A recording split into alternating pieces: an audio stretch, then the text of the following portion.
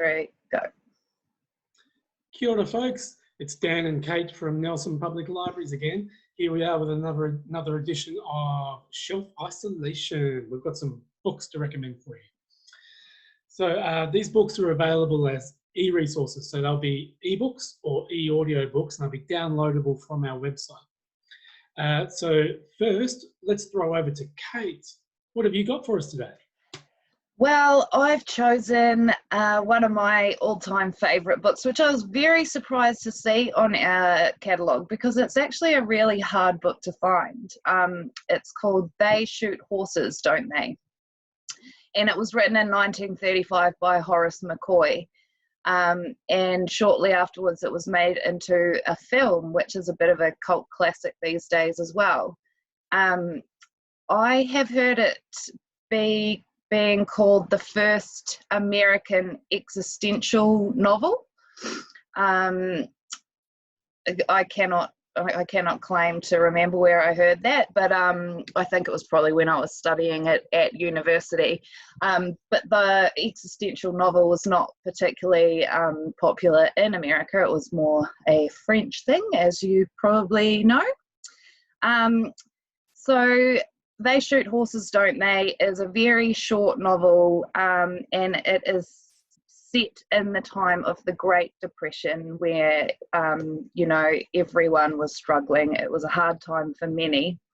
And basically it centres around one dance event where couples that didn't have a lot of money could come into this great big dance hall and pay for a ticket and dance.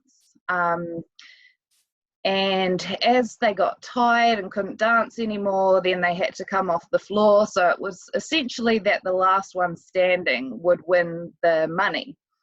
It sort of reminds me of that Stephen King story, The Long Walk, where they all have to walk and walk until only one person's left alive.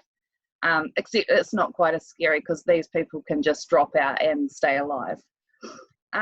So we follow Robert and Gloria throughout this dance that ends up lasting days and nights and days and nights.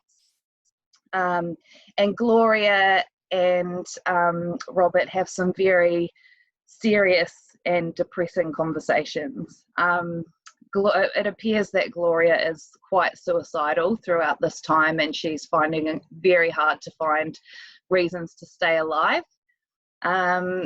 At about 879 hours into the dance competition, there is a giant gunshot and the dance is called off.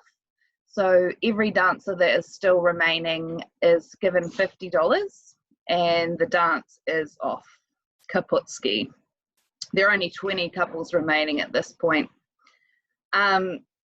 So our friends Robert and Gloria go and sit down at the pier with their $50, and Gloria asks Robert to shoot her in the head with her pistol,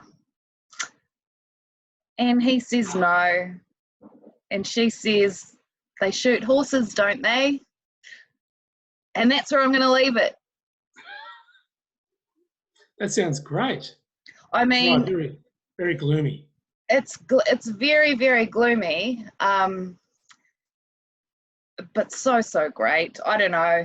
Maybe you need to be one of these people that enjoys the gloominess, but like I am, I think if you love Camus, if you love John Steinbeck, I mean, I've given you the entire outline of the story, but I've told you nothing of the story. So you could still go and pick this up and just be totally blown away by it. Sounds great. Sounds great. Yeah, it's amazing. And I must say the film is really, really good too. So yeah, check one or both out.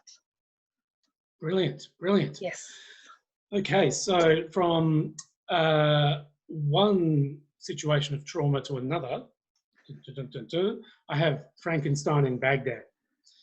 Now, this was shortlisted for the Booker Prize in 2018. It's really, really well written, really well translated too, I've got to say.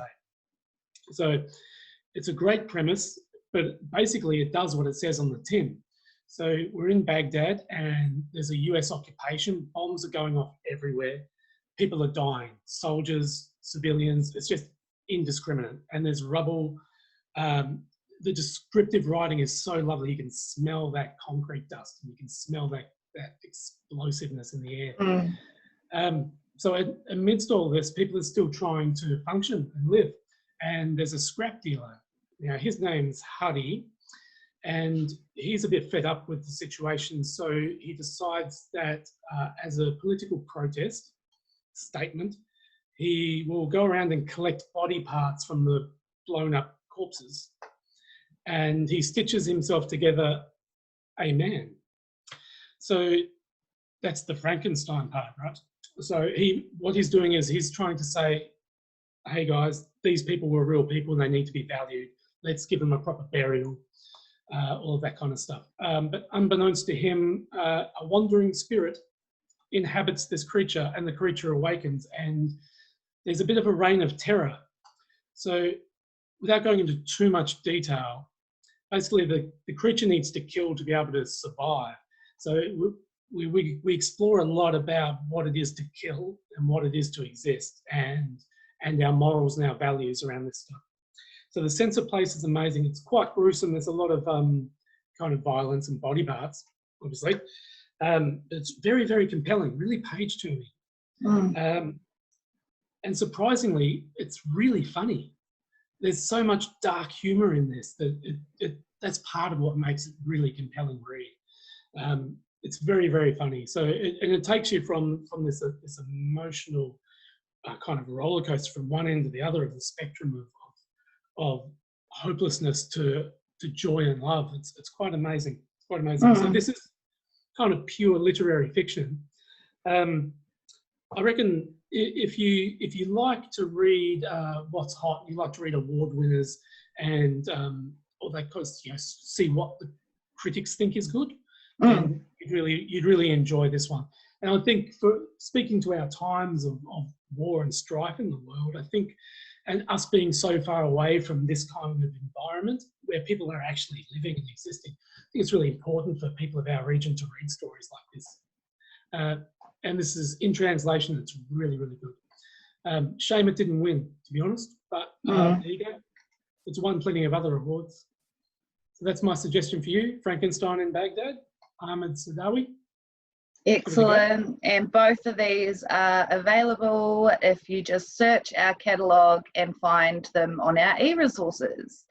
Again, let us know if there's something you want us to cover or a certain genre, because I guess both being picky readers ourselves, we probably might tend to choose the same thing more often than not. So pull us up on that and tell us what you want to hear, and we look forward to providing it for you. Thanks, guys. See ya.